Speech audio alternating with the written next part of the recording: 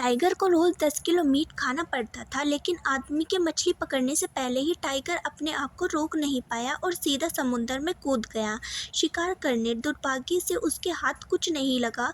शुरू में आदमी को ये सब देखकर बड़ा मजा आया, लेकिन अगले ही पल टाइगर घबरा के उसकी तरफ तैरता हुआ आने लगा। वो तुरंत रस्सी खींचने लगा। अगर टाइगर उस तक पहुंच जाता तो उसका बचना मुश्किल था। किस्मत से आखिरी पल में आदमी बोट पर वापस चढ़ गया और जल्दी से राफ्ट खींच लिया, क्योंकि बोट काफी ऊंचा था। टाइगर नीचे बेचैन होकर चक्कर लगाता रहा। आदमी ने कैबिन से कुल्हाड़ी उठाई, सोचा अब मौका है टाइगर से छुटकारा पाने का, लेकिन उसकी इंसानियत जीत गई। उसने एक वुडन लैडर बनाया और टाइगर को बचा लिया। अगली सुबह उसने एक बड़ी मछली पकड़ ली और उसने अपने हाथों से उस पर जोर जोर से वार किया।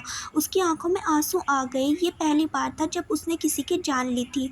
उसने ऊपर वाले का शुक्रिया अदा किया। अब टाइगर उसके लिए एक साथी बन गया, दुख सुख में उसके साथ रहने लगा। रात हुई तो समुद्र का नज़ारा कमाल का था और वो अपनी समुद्र में भटकने की परेशानी को भूल गया। पर अगले ही पल एक बड़ा सा व्हेल पानी से बाहर आ गया और ऐसी लहर बनाई कि उनकी छोटी राफ्ट पलट गई। सारा खाना समुद्र में गिर गया। खाने का प्रॉब्लम सॉल्व करने के लिए आदमी ने जितने टूल्स हो सकते थे इकट्ठे करने का प्लान बनाया, पर जैसे ही वो बोट पर चढ़ा टाइगर बाहर आ गया। उससे पहले कि वो रिएक्ट करे, कुछ उसके चेहरे पर जोर से लगा।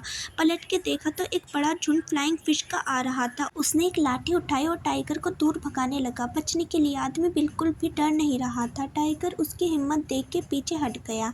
ये सिर्फ खाना पाने की बात नहीं थी, आदमी अपनी डोमिनेंस स्टेब्लिश कर रहा था। एक दिन समुद्र में एक झुंड डॉल्फिन का दिखाई दिया। ध्यान से देखा तो एक क्रूज शिप भी थी। खुशी से उसने सिग्नल गन उठाई और मदद के लिए शूट किया। उसने कई बार शूट किया, पर किसी ने ध्यान नहीं दिया। आदमी ने खुद को तसल्ली दी, जब तक उम्मीद जिंदा है बचने की चांस है। पर कुछ दिनों बाद खराब मौसम की वजह से टाइगर बीमार पड़ गया।